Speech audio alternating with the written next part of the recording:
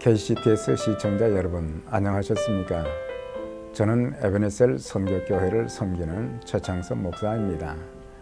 시기는 자기 자신의 신체, 지식, 지혜와 재물, 신분, 성취 등 다른 사람들이 가진 것과 비교하는 데에서 발생하는 불편한 감정입니다. 자기가 남보다 못하다는 판단이 들면 불안해지고 남에 대한 부러움이 자기 자신에 대한 열등감과 연결이 되며 또 상대방을 싫어하게 되는 것입니다. 이런 증상이 더 심해지면 상대방을 피하게 되고 말을 하지 않게 되며 누군가가 상대방을 칭찬하는 말을 듣게 되면 참지도 못하게 됩니다. 상대방을 착잡기 시작하면서 또 정당한 이유가 없어 보이는 일에도 미운 감정이 들어 상대방에게 고운 말을 하지 않고 헐뜯는 말을 하게 되는 것입니다. 이것이 더 심해지면 은연중에 상대방이 하는 일을 방해하고 더 나아가서는 말이나 행동으로 공격을 하게 됩니다. 결국 시기는 인간관계를 해치게 되며 모든 사람들에게 불편을 끼치게 되는 것입니다. 이러한 현상은 가정의 형제 자매 간에도 나아가 교회 내에서도 직장 내에서도 빈번히 일어나서 서로에게도 상처가 되고 나아가 내가 속한 공동체에도 악한 영향을 끼치게 되는 것입니다. 창세기 26장에 보면 블레셋 사람들이 이삭을 시기하여 그의 가족들에게 신앙적, 정신적, 물질적인 피해를 입혔던 것을 보게 됩니다. 그럼에도 이삭은 양보의 방법으로 그 문제를 슬기롭게 풀어간 것을 볼 수 있습니다. 이삭은 양보할 수밖에 없는 상황에서 양보한 것이 아니고 자신의 권리를 상대에게 넘겨준 강자의 양보였던 것입니다. 순수한 의미의 양보는 상대방을 인격적으로 존중하는 태도로 자기가 누려야 할 특권을 넘겨주는 것입니다. 포기는 다친 마음으로 하지만 양보는 열린 마음으로, 너그러운 마음으로 하게 되는 것입니다. 내가 힘이 없어 포기를 하면 자존감이 상하지만 강자가 되어 너그럽게 양보를 하면 건전한 자존감에서 나오는 마음의 즐거움이 있게 되는 것입니다. 우리는 포기를 양보로 착각해서는 되지 않습니다.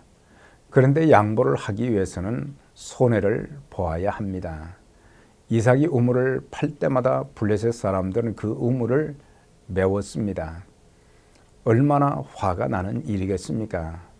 그렇지만 이삭은 정신적, 육체적, 물질적으로 많은 피해를 보았지만 싸우지 않고 양보하며 또 다른 지역에서 우물을 팠던 것입니다. 자신의 권리를 양보하기 위해서는 손해를 감수해야 됩니다. 양보를 해놓고는 뒤에 가서 원망이나 불평을 하고 욕을 한다면 이는 더 이상 양보가 아닌 포기가 되는 것입니다.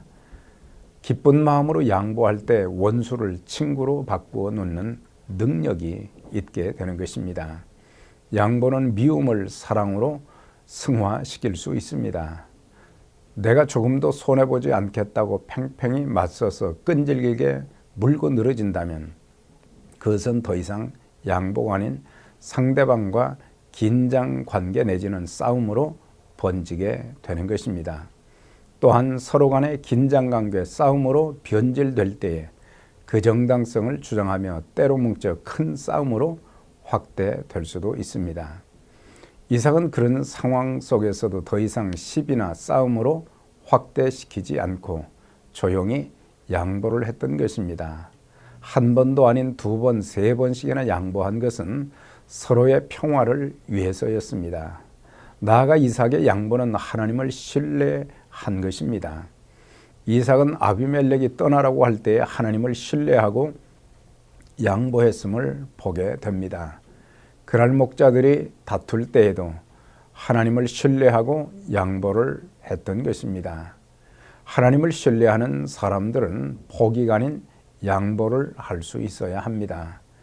그렇게 바보같이 양보하는 이삭에게 어느 날 아비멜렉이 찾아와 이런 말을 했습니다. 여호와께서 너와 함께 하심을 우리가 분명히 보았으므로 우리의 사이 곧 우리와 너의 사이에 맹세를 세워 너와 계약을 맺으리라고 하며 평화 조약을 맺게 되었던 것입니다. 그리스도인들 역시 남들이 잘 되는 것을 시기 질투하며 내가 가진 것을 절대로 빼앗길 수 없다며 서로 비판하고 욕하며 싸울 것이 아니라 하나님 주신 넓은 마음을 가지고 하나님을 바라보며 양보를 한다면 더 놀라운 하나님의 은혜의 손길이 우리와 함께 하실 것입니다.